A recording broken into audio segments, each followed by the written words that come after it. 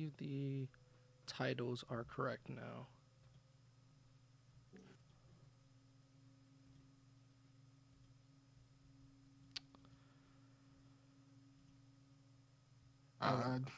Just do let's do Twitch test 1 2 3 1 2 3 mic check 1 2 3.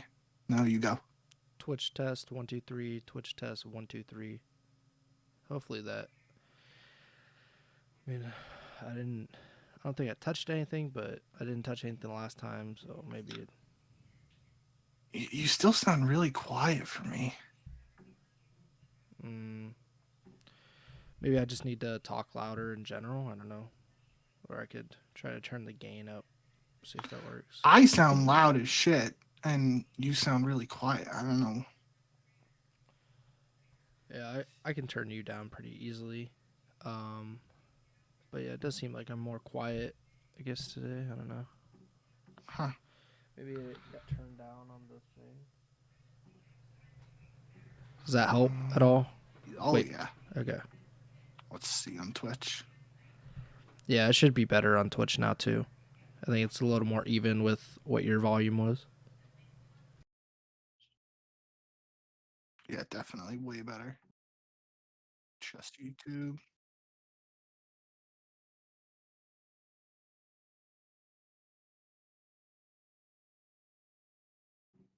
Does my shit sound okay to you? Okay. Yours sounds like way better now after whatever you did to you.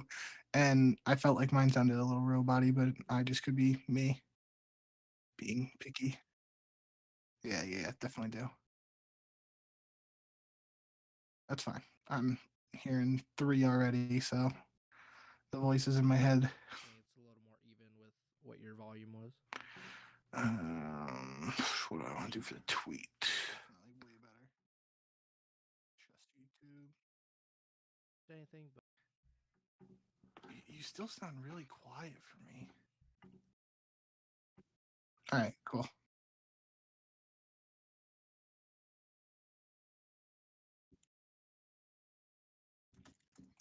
Oh yeah, we after last time we 100% have to do this every time now.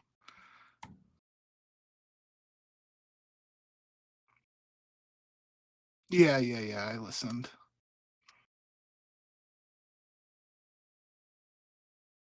No, yeah, we did what we had to. Yeah. It was like 2 words, but yeah.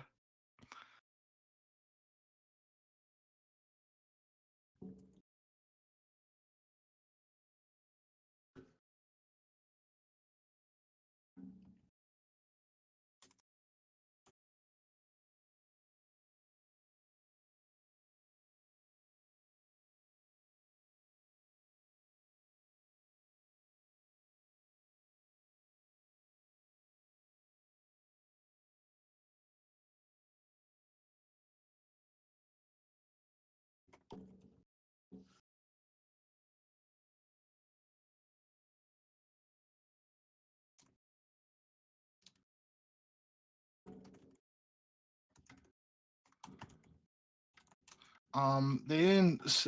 Well, obviously Zuma didn't say either of them. Yeah, that was the one that they like are suggesting, but beyond that, they didn't know who the second one would be. Any like even speculation wise.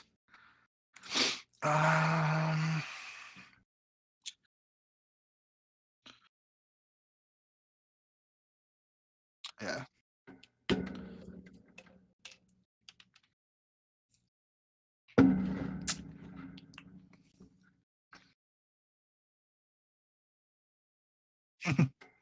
Yep, that's what I did the first time too.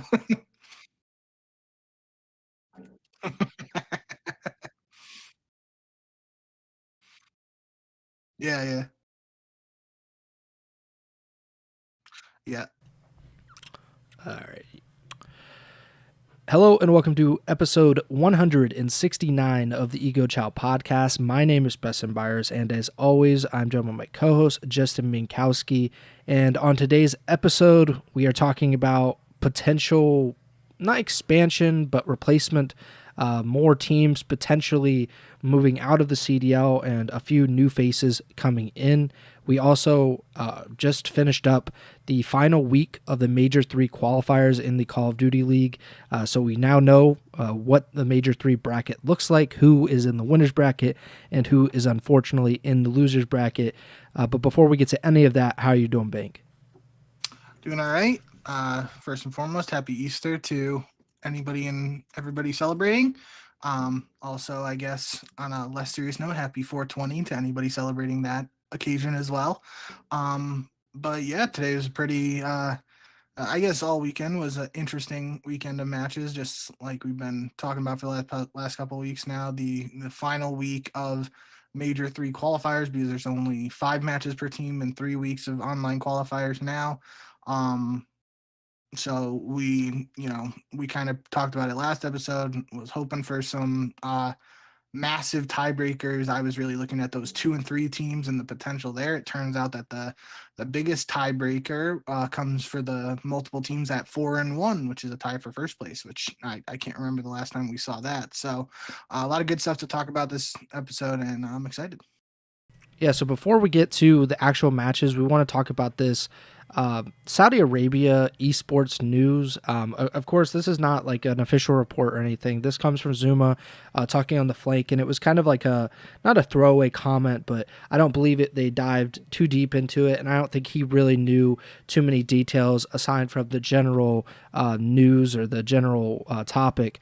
But on the flank, Zuma said while they were discussing, I believe, like the format of the CDL or what the future of maybe Call of Duty esports looks like. He said that what he has heard is that 2 current CDL organizations are trying to sell their spots in the CDL this coming off season, and that 2 Saudi teams are potentially coming in to replace those current CDL teams. So, of course, Falcons esports team, Falcons, however they prefer to be called, they entered into the CDL this past offseason, buying the Vegas Legion's spot and became the Las Vegas Falcons. Of course, it has not really worked out too well for them, but they are one of 12 CDL teams, so there is some value in kind of that exclusivity. As for the other teams, Zuma did not know the esports organizations, the Saudi teams that would be buying in. Ben Nissim, he said, Twisted Minds he just guessed because I believe that's one of the bigger Saudi esports organizations. You and I both don't know very many. When Ben said Twisted Minds, and I just said this on the pre-show, I thought he meant Tainted Minds. I thought that a Saudi person or like an organization bought the Tainted Minds brand and just brought it to Saudi. I did not know of a Twisted Minds. Granted, I'm not like too tapped into a lot of other esports, but I would like to get your thoughts on this news. Of course, we've talked about expansion so much, but this would seem more like the Saudi involvement in the CDL is growing. In addition to Falcons, we have the Esports World Cup, which is technically not a part of the CDL, but it is something that the CDL is very, very much aware of and very much is kind of utilizing into their full competition schedule. So what do you think about Twisted Minds or any other Saudi esports organization potentially buying in to the CDL this coming off season?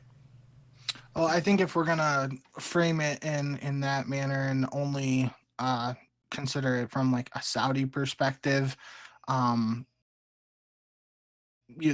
biggest question around that in my mind is what direction the team would want to go in, just based off of what we've seen from Falcons this year, where they attempted an all Saudi roster that was historically bad, did not win a series or a single hard point in over.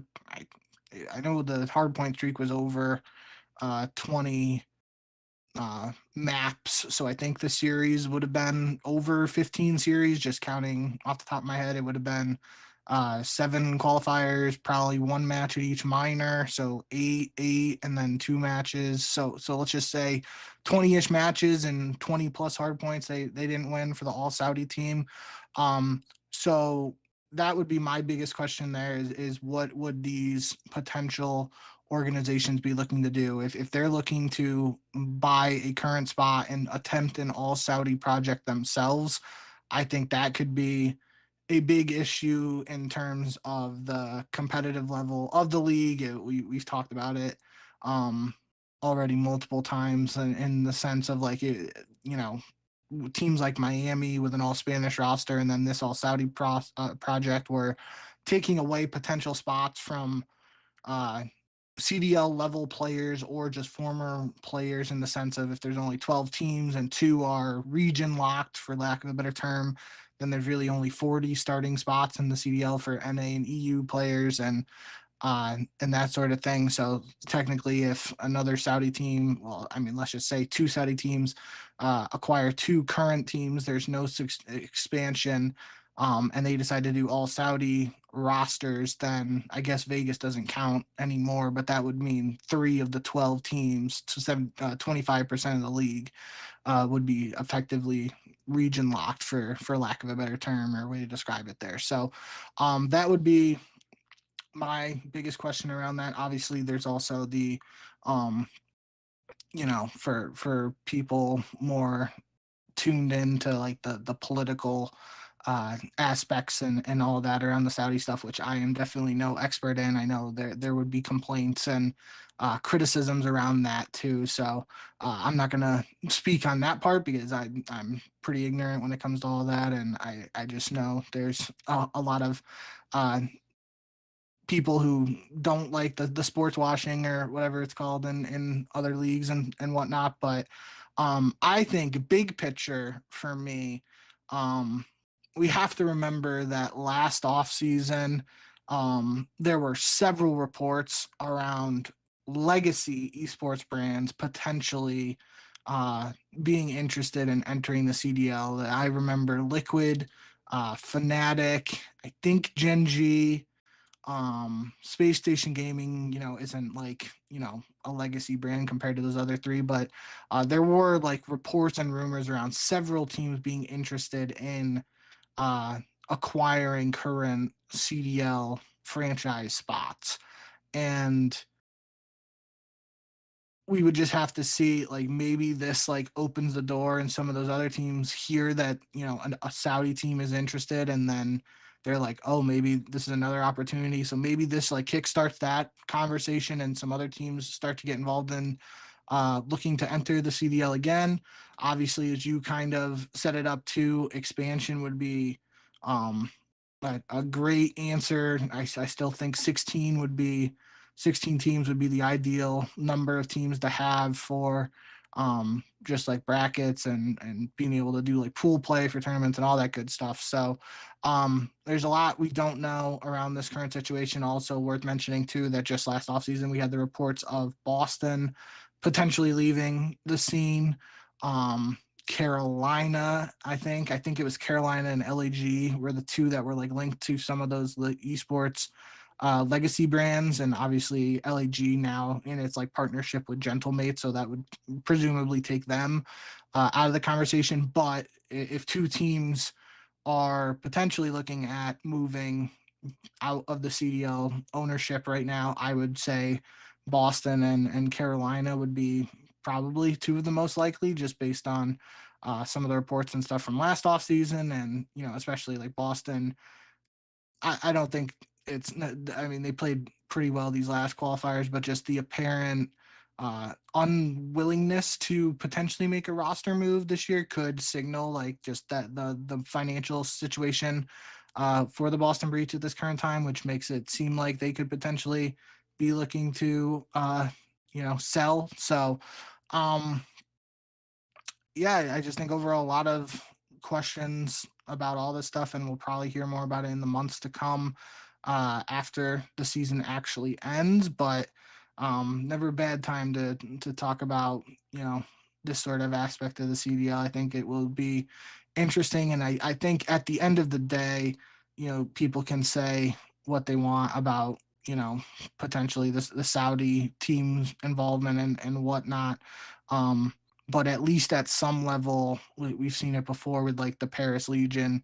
If an organization that was seemingly unwilling to spend a lot of money and invest heavily in the CDL and competitive Call of Duty is replaced by an organization that seemingly is willing to be more invested, then that seems like on the surface it should be a positive move. Obviously, there are definitely factors beyond that simplicity of that statement that have to be considered as well. But end of the day, I do think it's going to be interesting to see how this all shakes out.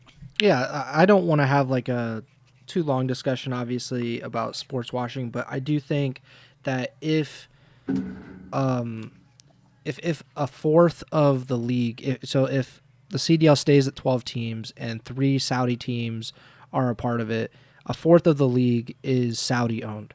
I think then that you have to have a conversation about sports washing and just the Saudi Arabian influence in the CDL at that point, simply because, well, first of all, like, it's obvious what Saudi Arabia in general is doing. Like, they are really trying to push to be like this hub for sports and entertainment. I mean, they signed a bunch of soccer players to lucrative contracts to attract these big names.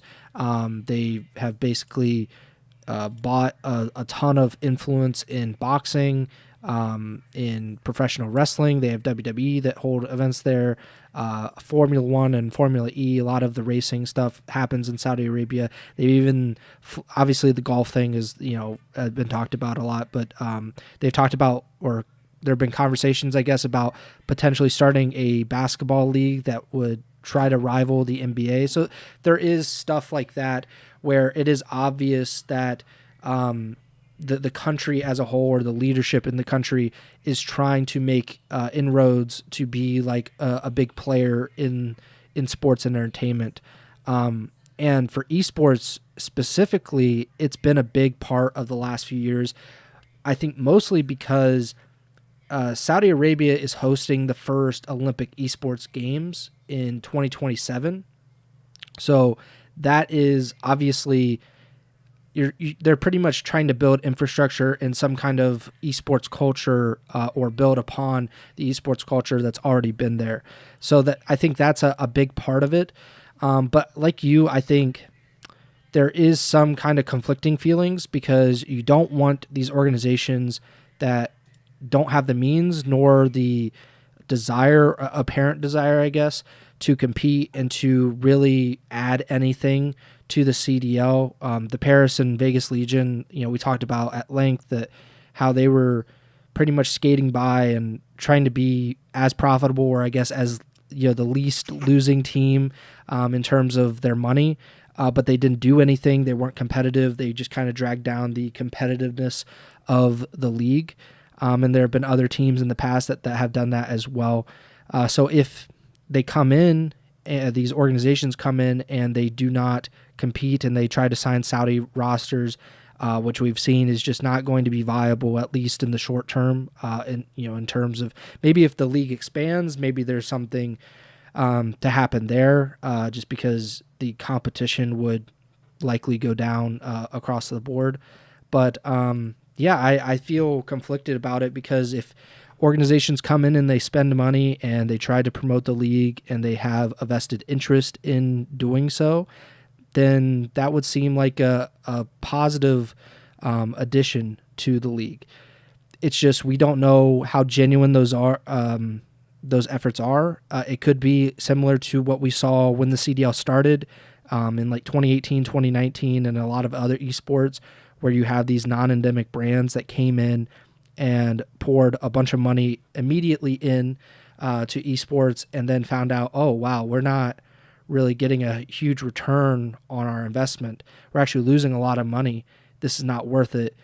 And then they pulled out, and they'll be back if esports becomes profitable and this becomes like a really big deal. Then those same endemic brands or non-endemic brands that tried to, I would say, leech off of esports, they'll try to come back and leech off it again. It's a little bit different for Saudi Arabia, of course. It's not all about profit. It's actually the opposite. I don't think a lot of times that they care at least the government. I don't know the specifics of who owns Falcons or any of the Saudi orgs. So it might not just be, the Saudi Public Investment Fund, which is pretty much the country trying to pour money into these different causes and whatnot. So maybe it is an individual, and maybe that's different. But I think there is a real conversation to be had about that sort of stuff. And I would also say that there's a bigger conversation probably, and one that is more likely to actually happen in COD esports, and it's the sustainability of these organizations coming in if they're going to try to compete, because those organizations most likely are going to have the money to compete and to pay big salaries to players. And we just got out of, we're essentially seeing a salary bubble bursting in the CDL, where a lot of the biggest and most popular players have retired or left the scene in some shape or form over the last 5 years. And salaries have, as far as I know, decreased pretty starkly across the board in the CDL. If 3 Saudi teams are actually trying to compete and they're willing to pay a lot of money to these players to compete, then that's going to force these other teams to kind of nut up or shut up. Like Optic is going, Optic, LAT, FaZe, maybe Toronto, C9. Those organizations might pay a lot more money to their players than they're comfortable with, which is good for the players, but not necessarily great for the overall health of COD esports, which I think is important to at least keep in mind, because this is such a tenuous kind of footing that the CDL is on. Like, it's not a profitable thing. Media rights aren't very big, so they don't really have a lot of income. So if the organizations have to pay a lot more money, maybe it just isn't worth it for them. And then who knows what the future of the CDL looks like. We don't even know what it looks like in general, but if they have to pay more, I think it would be something to keep an eye on. That being said, Saudi teams are, if they do have money, which I'm assuming if they're entering COD esports in 2025, that they have some money to kind of burn, I would just assume. Maybe they'll be more willing to host events, to host LAN events. Granted, I'm not sure everybody wants to fly to the Middle East every month or every month and a half, but I do think that is a potential option, that these teams kind of front the cost, and the CDL can say, hey, at least you get your LAN events, and these other teams, maybe we could add more LAN events if these organizations are more willing to do so than the current teams. But yeah, I don't know. It's very interesting. I would imagine that the 2 teams to exit, if these teams end up buying in, is Boston and Carolina. I can't think of any other 2 teams that would really fit the bill, just based on what we've heard and just like the overall logic. Like Miami came in, they've seemed pretty committed to doing this. C9 just bought in, G2 just bought in. Maybe you could talk yourself into like Luminosity saying that, hey, we want to get out, but they're kind of like a historic brand at this point with Call of Duty. Like, they've been involved in so long, and I don't see like Optic or LAT, FaZe. I know FaZe is like cut back and stuff, but I feel like there's probably some kind of I just don't see it happening, I guess. I think this is pretty big news if it does happen. Of course, we'll see. It's probably a few months down the line at least to hear more about this kind of information. And I'll just say real quick too, in terms of the event stuff that you said, like even we saw earlier this year that Toronto hosted Major 1 in Madrid, right? So it's like, even if these new teams that enter are Saudi based, like they could technically, one of the new teams could be a Saudi team, and they could host an event in London and instantly become like the EU community would be like, oh my god, this is my new favorite team. Like, that's a good idea. That's like, so like, just because it's a Saudi team, and I think really the precedent was set this year, because in previous years I can't think of any other time where an event was hosted like by a team and not actually in like the vicinity of where that team is technically based, outside of those couple events that were supposed to happen, with like the New York one that got changed to got Boston, the right? LA with no fans. There were 2 events that got chalked and ended up being events with no fans. I think one was in Columbus. It was. And then one was in LA last year with like the cage match or whatever, which was I kind of liked it, but obviously it would have been better with fans. But nonetheless, yeah, I mean, uh, lots more details and whatnot will surely come out over the weeks and months ahead, and we'll be here to cover all those as we see them. Yeah, and one last thing that I forgot to bring up, if these teams enter in, and there are 3 Saudi teams, the EWC becomes a much bigger deal. Sure. That definitely will get pushed, like, to, I guess the importance is already great just because of the money, but they would certainly try to push that prestige factor and try to make that like a, kind of the grand finale, which I like the idea that EWC becomes old champs and we still have the CDL champs, and we have these 2 different events and it's not just the exact same stuff. But we'd have to get there. But I do think that could be something to watch out for as well. But yeah, that about does it for that conversation. Of course, we'll talk more about it if more stuff comes up. But we do have a lot of matches to talk about. We have 10 matches, but 10, I wouldn't say 10 important matches because some of these weren't the most important, but like you broke it down or mentioned in the intro, there was a lot at stake in these matches today or this weekend.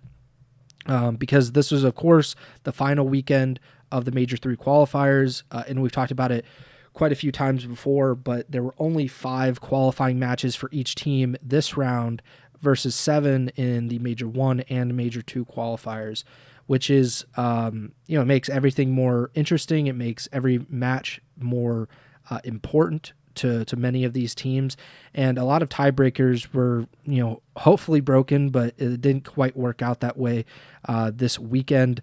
I think the top line headline, I guess, I don't know if it is for you, but for me, it is my Boston boys. The Boston Breach going 2-0 this week, which is pretty incredible. And because they went 2-0, they tied for first place in the qualifier standings. I don't know how often that has happened for Boston to do that. Maybe never, to be quite honest. But they beat today. They beat Vegas Falcons. They reverse sweep Vegas, which is just horrible for the Falcons considering they've only won 1 match to this point. Previously, Boston beat C9 earlier in the weekend, which was actually pretty one-sided. Like it was a 3-0 control, and they dominated the hard point. I don't know if this is your top line headline or whatever, or if this is like your biggest story, but it did feel notable that Boston had this great of a weekend and this great of a qualifier set, considering how doom and gloom I think we rightfully were coming into these qualifiers. So what did you think of Boston? Yeah, I'm looking it up right now. I'm seeing what was this Seattle? Oh, so this was the Seattle team with actually Max 7 Pred. Okay, so 2023 Major 3 qualifier, so exactly 2 years ago. Boston tied with the Seattle Surge at 4-1 for first place, but I'm assuming Seattle beat Boston. No, they did not play. It doesn't look like.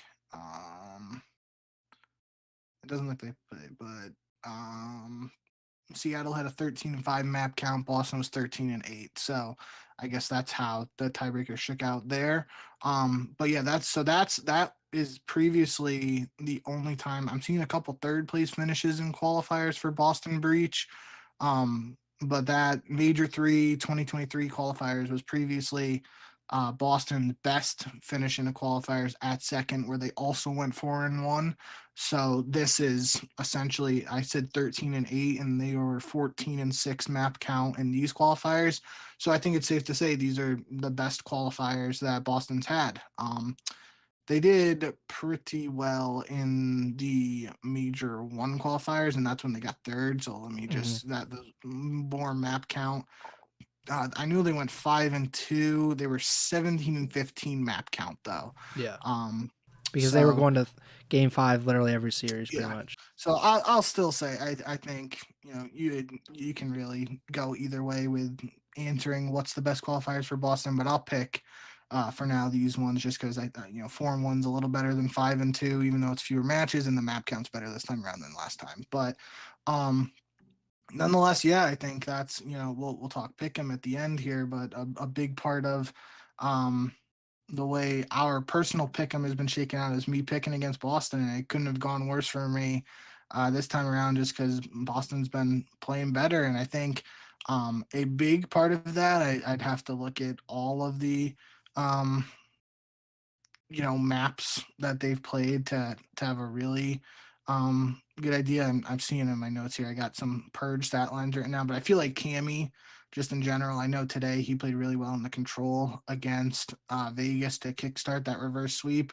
But I feel like without having those actual stats to back it up, like I'm saying right here, I'm just going to say I feel like Cammy is playing much better this set of qualifiers than he had previously in the season. He was really, in my eyes, and I feel like, and in the eyes of a lot of people in the community, he was kind of the weak link on this team. And if they did decide to make a roster change, it felt like he would be the player who would be targeted to be replaced. So to have him step up and potentially playing better for his own sake and just elevating the team by playing better too, that's got to be an exciting thing for Boston fans in general. I'm still not really sold on this team. That was gonna be my next question. Because, yeah, I mean, like, we bring up the major one qualifiers where they do pretty well there, but then they translate that into a top 12 finish at major one itself. So they're going to have to go on a bit of a run here at major 3 for me to actually think that, or just seeing them translate the qualifier success into land success. That's what I'm going to need to see as the next step for this team. I'm just not sold on it actually happening, but I've been wrong about them for the last couple of weeks so far, so we'll have to wait and see. Yeah, that was gonna be my next question, just because they've consistently performed well in the qualifiers, or average, I guess, because they went 5-2 in the major 1 qualifiers, and then I believe 3-4 in the major 2 qualifiers. So you average that out, they're about 500, and here they finished 4-1, and if they had to probably play 2 more qualifiers, I imagine they would have picked up another loss or 2. But still, I just think it's just interesting, because this is not a roster I would think could necessarily match up with a lot of the teams that they beat. Even though they're not always beating great teams, they have beat great teams. And I don't know why that is. I don't know if it's the fact that they're one of the very few rosters to have not made a change at all this season, or even over the offseason. So they had a long time to get used to each other. They played with each other back in whatever that was, June or July, as part of the Esports World Cup. They stuck through all of that. They've been together for now 10 or so months. I don't know if it's just a chemistry thing, and that is, I believe it was I think it was a Challengers player said the skill gap in this game is teamwork. And I think that was in connection with Optic Texas struggling and them changing their roster, and then you kind of have to start over in a way when you do that, and struggling when you change a roster, I think, is pretty common for a lot of teams. But if that is the case, if this game relies more heavily on teamwork as like a way to determine which team is actually better, which has not always been the case. A lot of times it is more just skill based, like, we have a lot more talent and we're going to beat you as a result of that. Boston has kind of flipped that on its head so far this season in some ways, and then in some ways they don't necessarily show up and prove that at all. So I'm just very impressed by this team. I think that they'll probably, unless they just absolutely get demolished at Major 3, which is very much a possibility, I just imagine that this team is going to go the distance with each other. I don't see them making a roster change, which would make them, I think, one of only 3 teams this year. No, 4 teams, because it's like Toronto, FaZe, LAT, and Boston, I think, are the only teams now that haven't made a change, which if you had said at the beginning of the season that Boston would be one of the only teams. Cloud9 too. Oh, Cloud9 as well. Yeah, but so you look at those other teams, and those other four teams you would expect to be like in the top 5, top 6, and a lot of them are, but you would just not expect that Boston, unless it's just for financial issues, would not make a change. And maybe that's the case, but it's also worked out in their favor, to be honest, because I believe they're in 6th place in the standings now, and if they have a decent showing at Major 3, and Carolina, which just made a roster change, if they don't have a great showing, then that gap between 5th and 6th can close very, very quickly and make the race in the Major 4 qualifiers even more intriguing than it already is. So yeah, I think Boston going 2-0 is a pretty incredible story. Going 4-1 is pretty awesome. So yeah, they finish atop the Major 1 qualifier standings in a 5-way tie. I think that's probably, if I'm not like a Boston homer, I think it's probably that is the most interesting part of all of this, is that Boston, I think, technically gets the 2nd seed as a result of tiebreaker, and LAT gets the 1st. But the 5-way tie breaks down as LAT 1, Boston 2, Vancouver 3, Miami 4, and Toronto at 5. All of these teams were 4-1 to finish the qualifiers, all with different map counts. Is it a biggest surprise to you to see Miami here? Because we talked so much about them on the last week's episode. Were you expecting them to go 2-0 this week? I don't remember if you picked them or not. So if they had gone 2-0, they would be the number 1 seed heading in. But are you surprised to see them at 4-1 to finish these qualifier standings?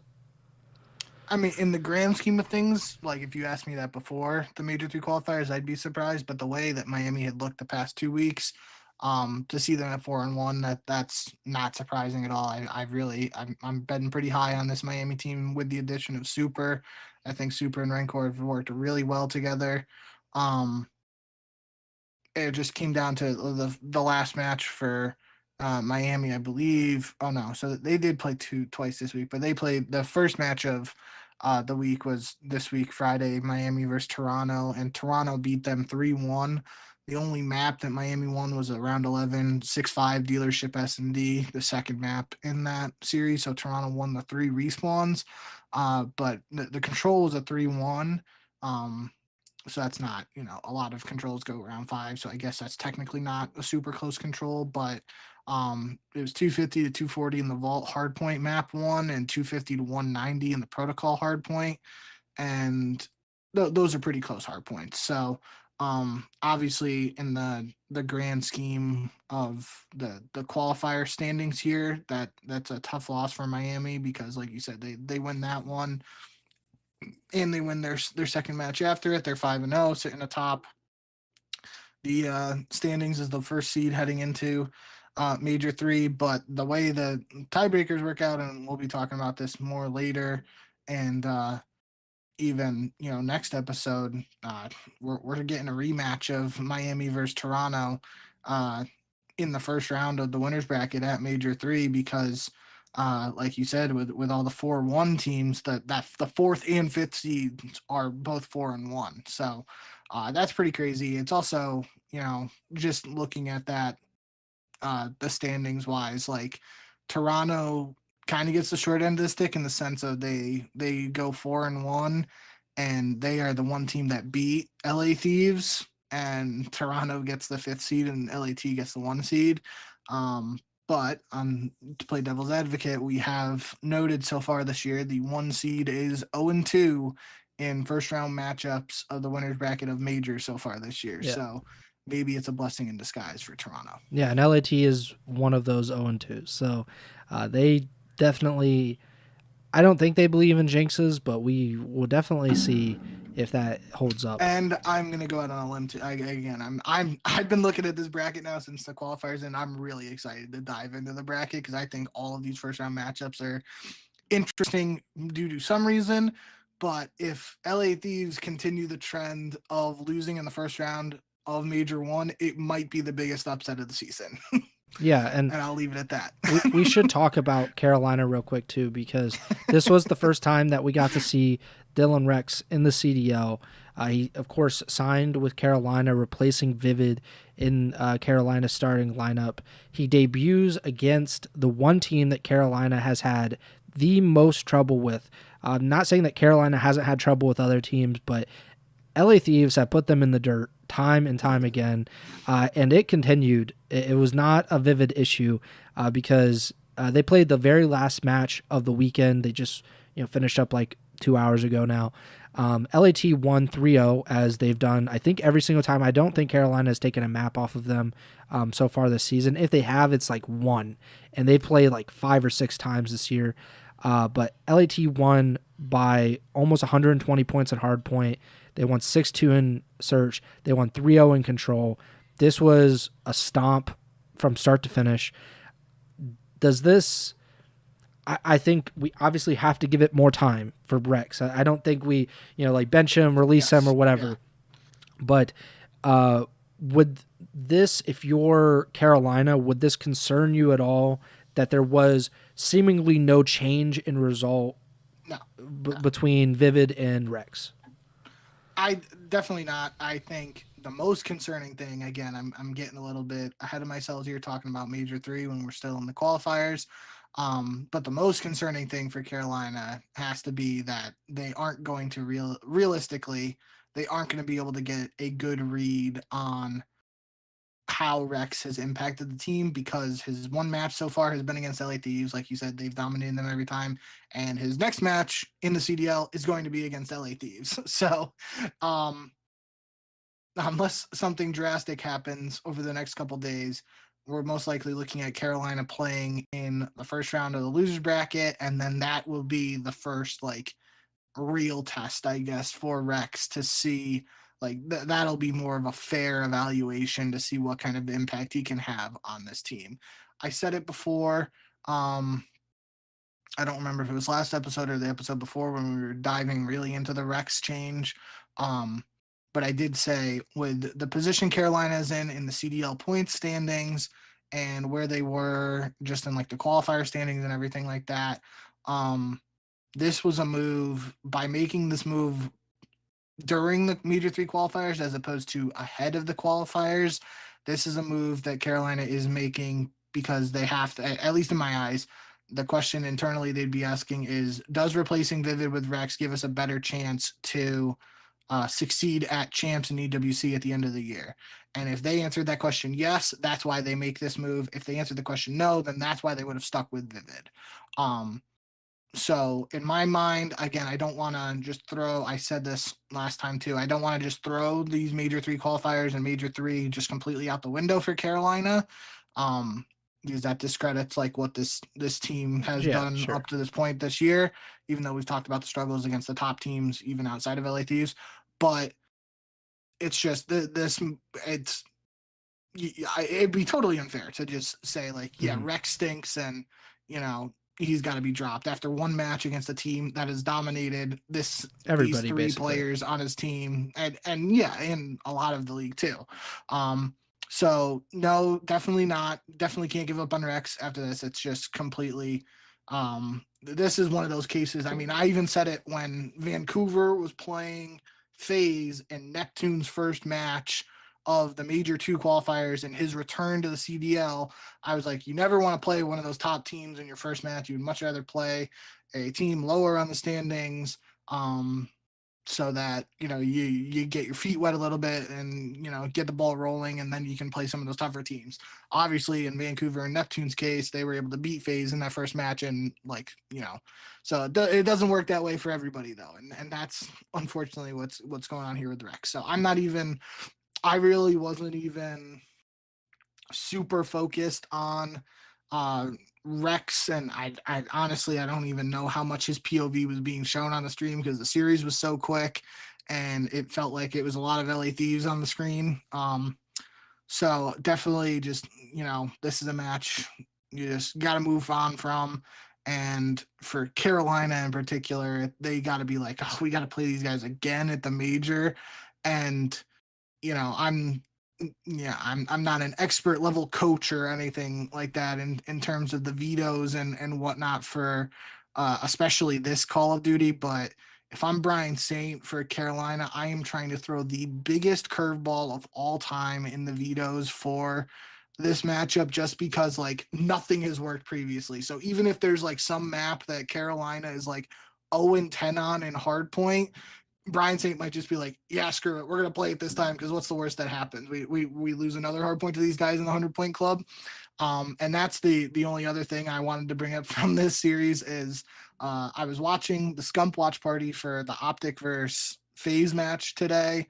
They ended the watch party after that match to go watch the Halo tournament. So I was like, I'm going to watch the last match, LA Thieves versus Carolina, and I saw Octane was doing his watch party. I've never really watched Octane's watch party, so I just threw it on for the last match, and he said something. He was like, he was not really joking, but kind of joking in the sense of like he didn't know if this was like the most points that Carolina had scored in a hard point against LA Thieves this year, because it was 250-134 in map 1. And he also wasn't, he was like, he like kind of just like threw it out there, like how many points have Carolina scored overall this season against LA Thieves, because he didn't think it was that much. And a Twitter user, CJA27, replied, and Octane quote tweeted it. And according to them, Carolina's played 6 hard points against LA Thieves this year and have scored 611 points in the 6 hardpoint maps, which averages to 95 a game. So I did not fact check that to see if it's correct, but it definitely feels right, and that's just a crazy stat. Well, I was looking up because I wanted to make sure that they hadn't won a map, and they actually did. Carolina did beat LAT in one singular map in the 5 series that they played. Search? So yes, they won a red card search. It was the first round of Major 1.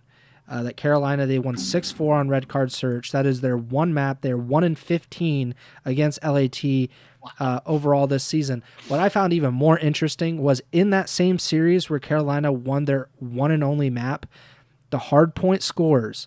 Hacienda hardpoint game 1 250-47. Skyline hardpoint game 4 250-66.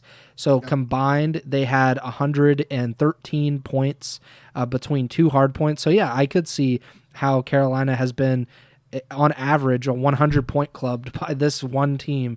It's pretty incredible, but yeah, it shows that the gap between these two teams has been incredibly large.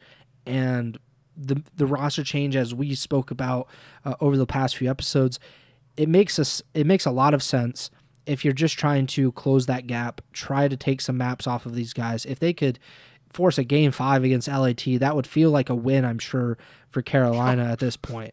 It might be a personal win for them if they hit 200 in hard play. Yeah, I mean, it's pretty incredible. And Carolina has not been a bad team. Like, they've beaten pretty much every other team in the bottom 6 or 7, and it's just been these top teams, but LAT in particular, that they've really struggled against. But yeah, I don't know what the solution really is, but I was also thinking about it when you were talking. If Carolina, as they're more likely than not to do, if they lose to LAT in round 1, they drop down and they would play Minnesota in the losers bracket. Let's say that they won that match against Minnesota. They would very likely play either Miami or Toronto in the second round of the losers bracket. There's a good chance that they lose that match, which would give them a top 8 finish. And depending on if Boston could win their round 1 match I not say very easily, but like that's a very realistic thing that could happen. And as a result, Boston would probably finish ahead of them in the major. The gap gets a lot tighter at that point. And starting these qualifiers, Carolina was in 4th place in the standings, maybe even 3rd, to be honest. I don't even know. But they've been like right there. Like they were, not very far away from either of these teams, but now they're behind Toronto and Vancouver. Vancouver jumped them, I think, 2 weeks ago. And if Boston closes that gap, then they're looking at like potentially sliding down to 6th at some point, which is pretty crazy for a team that has been relatively consistent throughout this year. So yeah, it's pretty tight for Carolina. They want to be able to at least see some improvement. So yeah, they might have to take some chances. They might have to say, okay, the short-term results might not be great, but we're trying to look toward the end of the season and trying to look toward champs. But I mean, the seeding might, I hate to say it, but the seeding might screw them in the end, because what if LAT were to get like the second, they probably won't get the third seed, but they could get the third seed. And then Carolina's in the same exact position where round one of champs, they're playing LAT. And I mean, that would be demoralizing for them. Of course, champs has the factor of, being kind of unpredictable. We do see a lot of upsets, but man, that would be awful for this team. So a lot does depend on how they finish the season. And if they struggle, there's a real good chance that they might end up sliding to a place where champs is not looking very good at all for them. Another team I wanted to talk about, though, real quick was Atlanta FaZe, because they finished relatively strong. I believe they only had one match. No, they had 2 matches this week. They had one on Saturday and then one today, and they win both. The only problem I see is that they lose both opening hardpoints rather convincingly. They lose hardpoint to Vegas, which is, again, pretty crazy to think about just 3 weeks ago at this point. They lose 250 to 133 on Skyline. They end up winning the rest of the series and win 3-1. They do the same thing against Optic. They lose 250 to 143 on Hacienda, and then win the rest of the series, even though that was a really, really close match. Like, this is probably the most competitive match of the entire weekend, even though it didn't get to a Game 5. The final hard point comes down to 6 points. They go to round 11 search. This was a very winnable series for Optic. I don't know what you think, but is there any kind of concern about FaZe? Not as like, oh, they're going to get top 12 or whatever, but like, this is the team that has gone back-to-back at majors, undoubtedly the best team in the world, at least on LAN, but there have been some inconsistencies in these online qualifiers. They end up finishing 6th in these qualifiers, which, they finished 6th in the Major 1 qualifiers, and we were dooming and glooming for about a month straight because of how bad they looked in the first week or two of those qualifiers. So is there any concern or kind of trepidation now that FaZe has finished these qualifiers and have not looked as convincing as they have in some previous matches? Yeah, no, I mean, you kind of took the words right out of my mouth. Even before you posed this question, I went back and looked after their series today, because I really, in my mind, I was like, did FaZe lose map 1 of all 5 qualifiers this stage? And they went 1-4 in map 1s. They won map 1 against Miami, and then they lost the next 3 maps. So that was the only, they lost a map 1 to Carolina, who we've talked about Carolina's hard point multiple times this year. And the hard point they won in that series was 250 to 242. That they being Atlanta won protocol hard point map 4 250 242, so it was really close. The thing for me with Atlanta and this Carolina series from earlier in the qualifiers is really like what stuck out to me, because I remember saying this to some degree when this match happened, was Atlanta lost map 1, and I was thinking like, here we go, bad things might happen. And then they 6-0 the search and 3-0 the control. So 9-0 rounds after that map 1 hard point loss to go up 2-1 in a series, which you can't rely on that all the time. But for a team like Atlanta, you can rely on that kind of consistently just because of how good they are in search historically. So that's what literally happened in the series today. It wasn't 6-0 3-0 in the controls, but like for the Optic one, it went to around 11 that Optic had Skies had a cruise missile that he called in, and it was a 4v4 4v4 bomb down for Optic. Atlanta had to defuse with like 30 seconds left, and Optic had a cruise missile, and they kind of. I don't even think they got a kill that round. I think No, they might have got one at most, but yeah. So it was kind of a weird round 11, but that's a round 11 away from potentially FaZe going down 2-0 to Optic, and we've talked about Optic at length these qualifier stage, and then even the last hard point here for Atlanta was a 250 to 244, and it was in just a banger ending that really could have went either way. And to expand on that a little bit more, the same kind of recipe for Vegas. This was the one I was thinking of compared to the Carolina one, where Vegas wins map 1 hardpoint against Atlanta 250 to 133. Pred and Exnid both dropping, over 30 kills. And then Atlanta wins 6-0 on dealership search, 3-0 protocol control, and they win the map 3 hardpoint. It's 250 to 241. So it's a really close hardpoint in the end, but Atlanta squeaks it out and they get a 3-1 series victory, which could feel a little deceiving for how the maps actually went, which I guess that's not really fair just because the searches and control were really dominant. But yeah, at the end of the day, I definitely have some level of concern for Atlanta's hardpoint, and I think I went back and I just got it.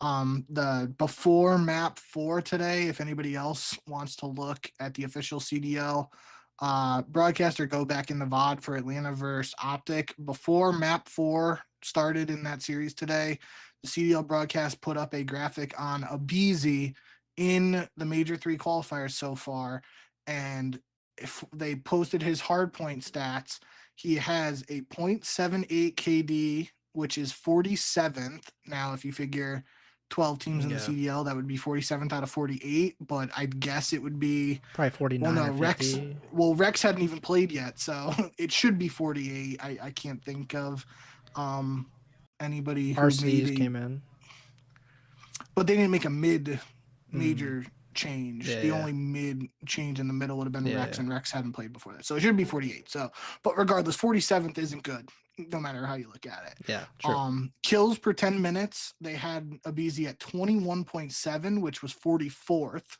Better. Damage per 10 minutes, they had him at 2,700, which was last. They actually wrote last. First. And instead of 48th. And then hill time per 10 minutes, he's at 40.4, I assume, seconds, and that was 47th. So not great. Not good numbers, and I'm not, I have sung aBeZy's praises for years on this podcast. I love his style of play. It's just obviously you look at those numbers and they wouldn't have included maybe they included the first map against Optic, I don't know. But regardless, it's just not great for aBeZy, and it kind of, I don't want to put it all on him, but if he's posting numbers that are that drastically low in terms of, all of the players in the CDL, it kind of makes a little sense that FaZe would be struggling in hardpoint while that's happening. So I'm going to be looking at him. I mean, obviously he's just an all-time great player and too good of a player for that to continue. So maybe, the weird thing is like the hill time is down and the kills per 10 minutes are low. So it's not like he's sitting in the hill and not getting in engagements. And it's just like he's got to be on the map and he's just losing gunfights, and it's causing him to have, if I would assume he's only getting, 21.7 kills per 10 minutes, he's probably looking at a lot of score lines where he's like 21 kills, 30 plus deaths, and he's dying outside of the hill. So that's why the hill time is low. And I don't know, but it's just, overall that's got to change if FaZe are going to be the team that we all know they're capable of, and especially be the team that we expect them to be in terms of the level of play for them in hardpoint. So I definitely shout out the CDL. I'm assuming Easy Mac had a big part to do with that graphic, but when they put stuff up like that during the broadcast, that really stuck with me, and that was pretty eye-opening. So definitely something to keep an eye on for FaZe in terms of what to expect from the Major 3. Yeah, they have been an excellent team in general, but especially in hardpoint, they've been very dominant. That's by far their best game mode this year. Before these qualifiers, they were 33-14 in hardpoint. In these qualifiers, they went 4-6. So that is obviously a major departure for this team. And I was looking up at the stats, Breaking Point, breakingpoint.gg, like the best website for this kind of stuff. So before these qualifiers, Abizi had the worst KD in hardpoint on the team, which is actually not surprising considering his play style. It's more feast or famine than a lot of these other guys. But he had a .97 KD. Everybody else on his team in hardpoint before these qualifiers had at least a 1.1 KD. Cell had the top is 1.14. Draza and Simp both had 1.10s, which I mean, if you're doing that, like it's pretty obvious that you're going to win a lot of maps. In these qualifiers, though, Cell was the only one to remotely stay even. He had a 1.1, which just kind of shows like he's kind of ridiculous. But Draza dropped to a 0.94, Simp to a 0.89, and Abizi was a 0.8. So it kind of improved, I guess, over the course of today. But yeah, that's not great, not in the slightest.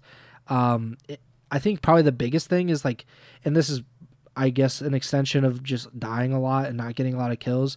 The OBJ stuff for Draza and Abizi cratered in these qualifiers. The team was relatively even. They're all floating around 60 per 10 minutes. And in these qualifiers, Simp and Celium were doing the heavy lifting. They both had the exact same OBJ per 10 minutes at 61.79.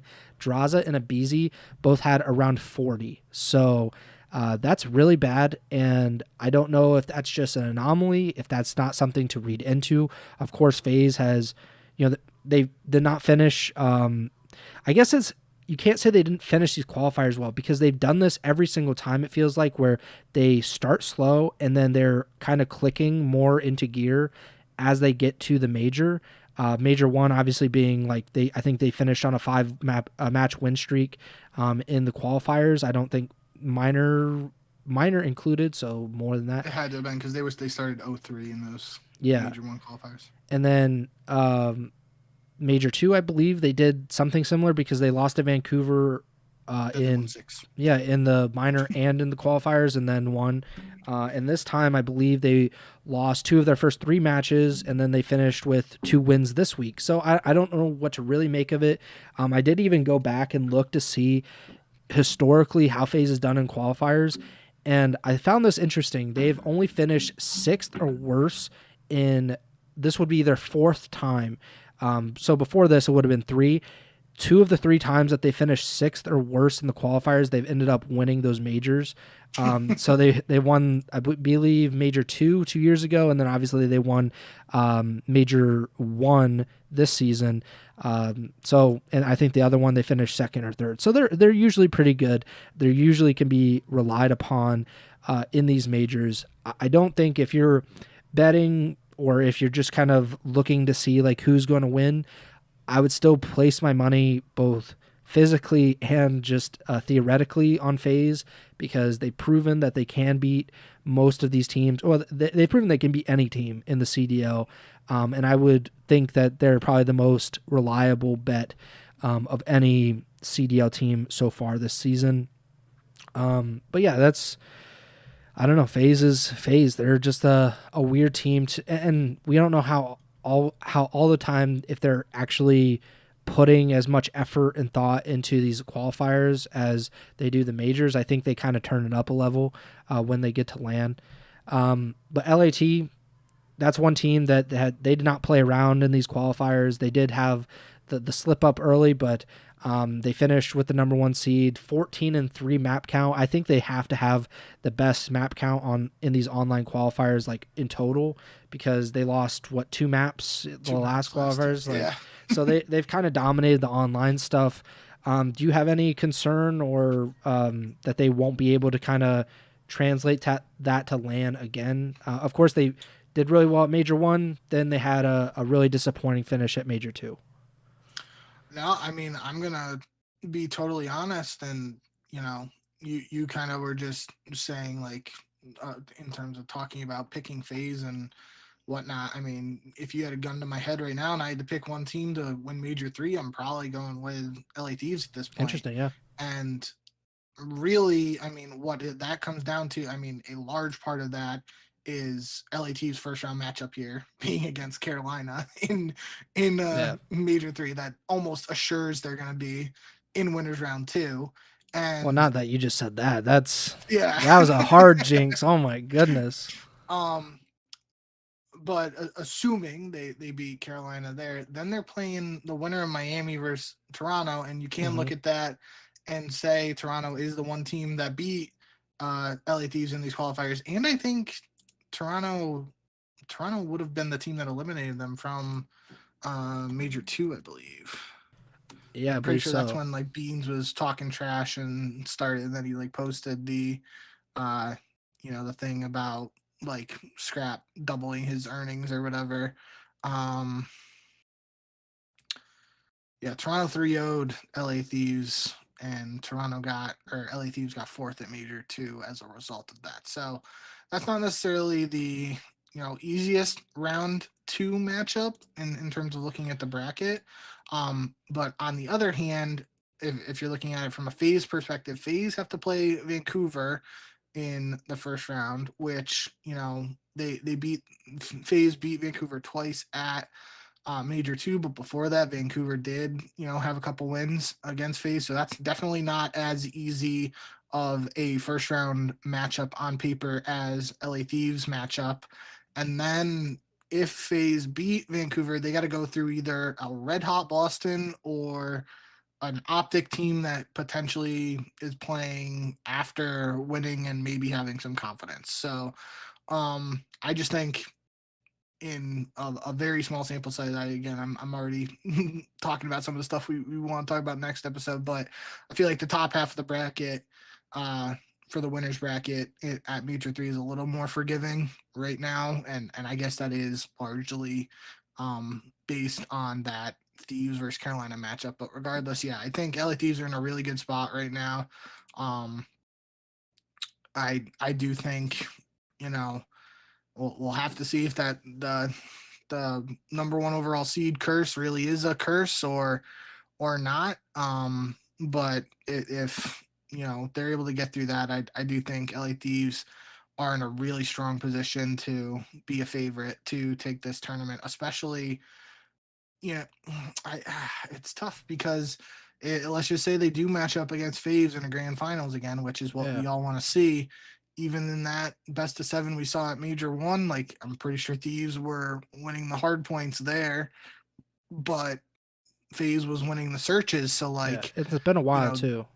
it's been a while, but what I'm saying, like, if the concern for FaZe right now is their hard point, and they already won an event this year against Thieves where they didn't have to do it through the hard points, they did it through the searches, how much of that concern is really a concern, unless that concern becomes the thing that prevents FaZe from even reaching the grand final. So we'll have to see what it is. But to get back on track with you talking about these, yeah, I'm really, I think they're in a really good spot. I just think, especially I feel like Scrap's been frying. I feel like Hydra's been playing really well. I saw some really I think it well, I watched the match today in Octane's chat, but I think I saw it in Scumson. It's just people talking smack about Ghosty being like Ghosty's the weak link on the team, yada yada. And yeah, I think it was in Scump's chat that I saw it, but that doesn't make sense because I said I was watching the LA Thieves, so maybe it was before LA Thieves played.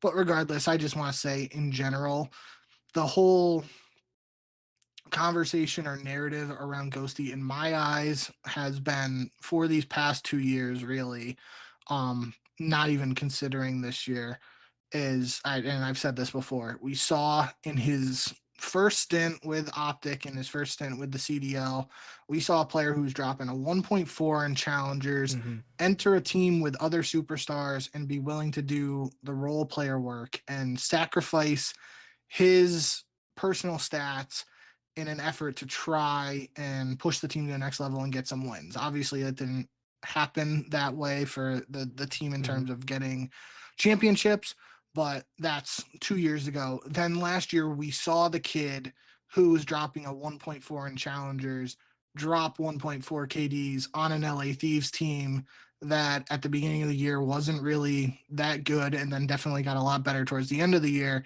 but he was able to be that star player. So we saw him be a role player, saw him be the star player. And this year he is on a team with he's on a team with 3 world champions, 2 all-star caliber players in a league that only has 8 all-stars, and 2 annual MVP candidate players.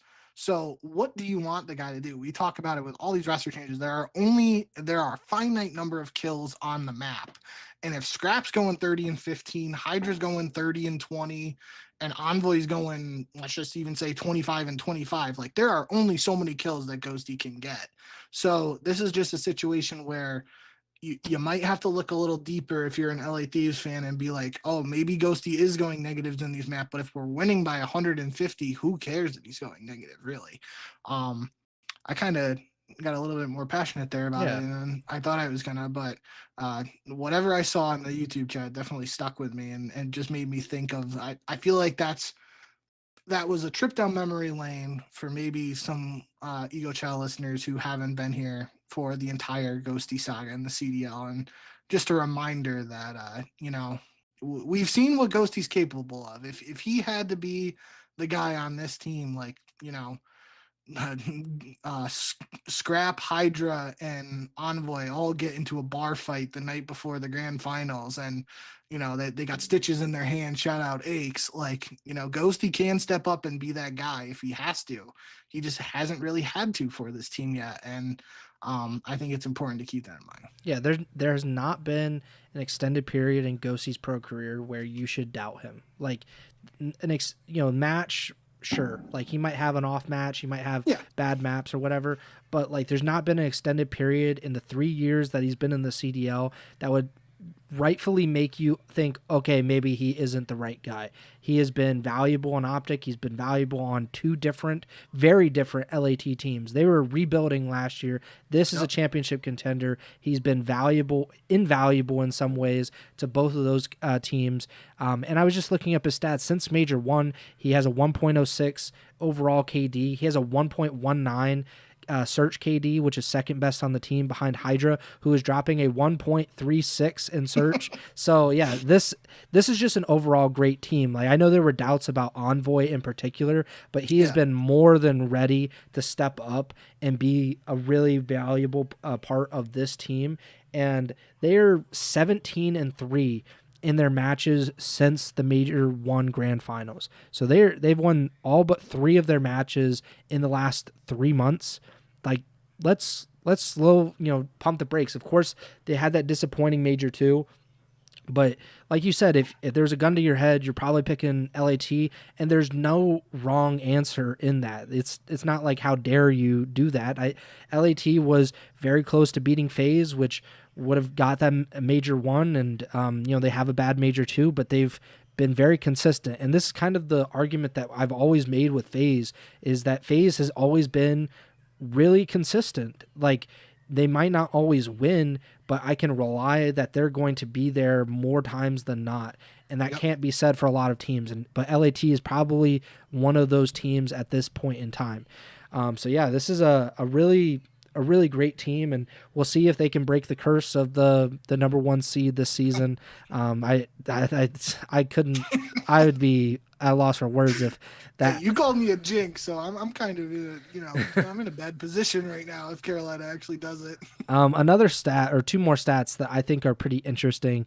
So this was before, obviously, today's series between Optic Texas and Atlanta FaZe, but at Money Hill Stats on Twitter tweeted that. But this is before the match, of course. Hook has never lost to Atlanta FaZe when he has played for Optic Texas. He is 5-0 against them under the green wall. Obviously, things have changed. He is now 5-1 with Optic against Atlanta FaZe. And Atlanta FaZe, the actual Twitter account, tweeted a graphic of Draza as like a puppeteer with the strings on his fingers, controlling the Optic Texas roster. Draza is now 9-1 against Optic Texas in his career, between LAT and Atlanta FaZe, right? Or just with Atlanta? We had this conversation last time. I think that number is only for his time with FaZe, but I could be wrong. That We just seems had like a this lot of conversation. matches against FaZe or against Optic, though. That's the only thing. But they were really good against Optic last year, and the year before FaZe weren't. But Jaza was. I don't remember. I just remember that we had this conversation before, and we weren't. I don't remember what conclusion we came to about how the breakdown was. Regardless, Jaws has been pretty good against Optic in his career, whether it's overall or lately. Yeah, I was just trying to look it up real quick. I don't think I'm gonna be able to look it up without just a bunch of dead air. But either way, like it's it's pretty great considering they were having a lot of trouble, and then Draza arrives and they no longer have as much trouble against Optic, which is pretty interesting, nonetheless. I'm going to quickly run through the standings. Do you want to run through the matches real quick, and then I'll go through the standings and just list out the bracket? Yep, just make sure we hit everything. Yep. So first match on Friday, I already talked about it. Toronto beat Miami 3-1. Boston beat Cloud9 3-0. That was one of the matches we didn't talk about specifically, but obviously Boston had a good weekend, so shouldn't be surprising in that sense. Purge played pretty well in that series overall. Then LAT versus LAG, the battle for LA, where LAT 3-0. The map one was a 250 to 193 in the hard point, definitely probably closer than a lot of people are expecting, but after that LAT dominated. First match on Saturday, April 19th was Vancouver versus C9. Vancouver won 3-2. Cloud9 made a almost 100-point comeback in map 1 to win 250 to 231 behind Sib, dropping 39 kills. Sib was just frying in the series overall, went 13-7 for the loss in a 6-5 search map 2, and then 33-26 in the map 4 hardpoint loss. And Vancouver closed it out with a 6-1 win in game 5. So that was a pretty hype series overall for a 5-game showdown there. Miami versus Minnesota after that. Miami won 3-1, one of the rare series so far for the new Minnesota team with Kenny, where it didn't go to a game 5. And the one map Minnesota won in that was a 3-0 in the control, so Miami won the 2 hard points in the search. Toronto versus LAG was a 3-1, where LAG won the first map of the series 250 to 64, and my immediate reaction was, oh no, Toronto must be having server issues or online issues again. After that, I mean, the series was pretty close. It was a 6-5 in the map 2 search, where LAG made a 1-5 comeback to force a round 11, and Toronto just won the round 11. A 3-2 in control, and then a 92-point win in the game 4 hardpoint, where Joe Deceives went 44-26. So Toronto beat LAG 3-1 there. Then Atlanta beat Vegas 3-1 to end Saturday. I already talked about that one. And today, Sunday 420, Boston beat Vegas 3-2. We kind of talked about this just in the sense of Vegas got reverse swept, which was unfortunate, and it came down to a game 5 round 11. So this was a pretty hype series overall as well. Atlanta versus Optic 3-1 for Atlanta. Talked about that in LAT 3-0. DoorDash challenged Carolina to round out the qualifiers today. And the standings as they are to finish the Major 3 qualifiers. Like I said earlier, a 5-way tie for first place. But the C's go LAT 1, Boston 2, Vancouver 3, Miami 4, and Toronto 5. Atlanta FaZe gets 6th, and Optic Texas gets 7th as a result of a tiebreaker with the Carolina Royal Ravens, who finish 8th. They get the last winner's bracket spot. The 4 teams starting in the loser's bracket to start Major 3. 9th place, Minnesota. Vegas gets 10th, and C9 gets 11th. Those 3 teams were tied at 1 and 4. So there was another tiebreaker. I think that was 3 different tiebreakers in these 12 teams. And then at 0 and 5, at the very bottom of the pack, the Los Angeles Guerrillas mate. They went 3 and 15 in these qualifiers, so not great. So yeah, the bracket, as you could imagine, is LAT versus Carolina, Miami versus Toronto, Boston versus Optic, and Vancouver and Atlanta. That is the winner's bracket. And again, Minnesota, LAG, Vegas, and C9 are in the loser's bracket. So the loser of Carolina and LAT play Minnesota. The loser of Miami, Toronto play LAG. Loser of Boston Optic play Vegas, and the loser of Vancouver and FaZe play C9. I'd be so pissed. So C9 gets the short end of the stick for sure on that one. But yeah, that is Major 3. That will be in Fort Lauderdale, I believe. It'll be hosted by the Miami Heretics.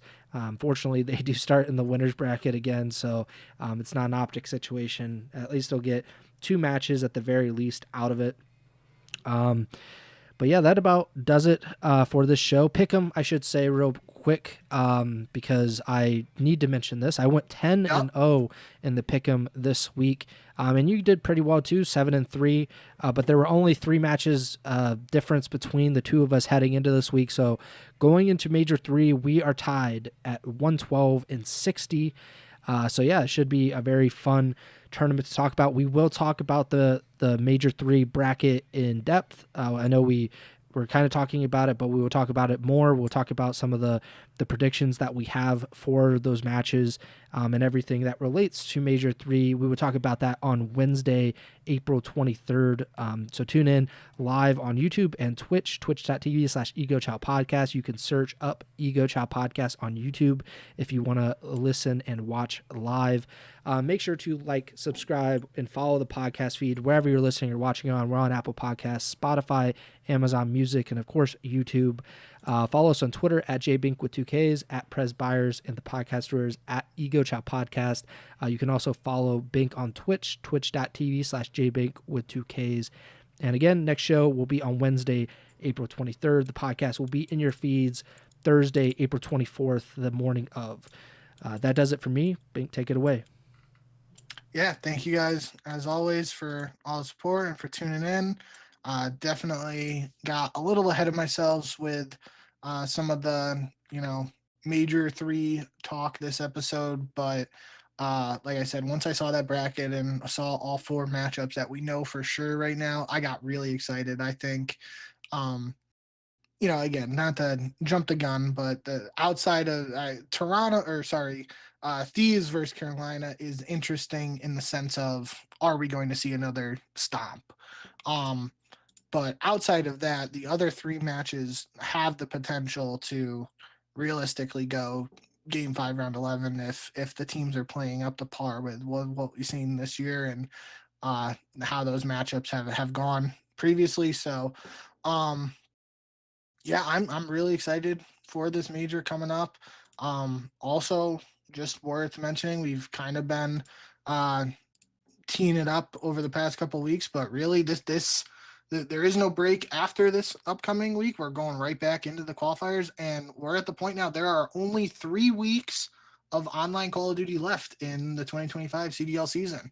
We got the major this next week. Then after that, 3 weeks of online qualifiers before Major 4, and then the online portion of the season's over. So, for the loyal COD Esports fans who love their LAN action, it's coming, and it's coming up quick. So, I'm excited for Major 3 this week. I'm excited to go even more in depth than we already did this episode on the bracket and everything about that in our preview show in a couple days. So hopefully you guys will tune in for that. But yeah, other than that, we'll see you when we go live again. And remember to send the chow.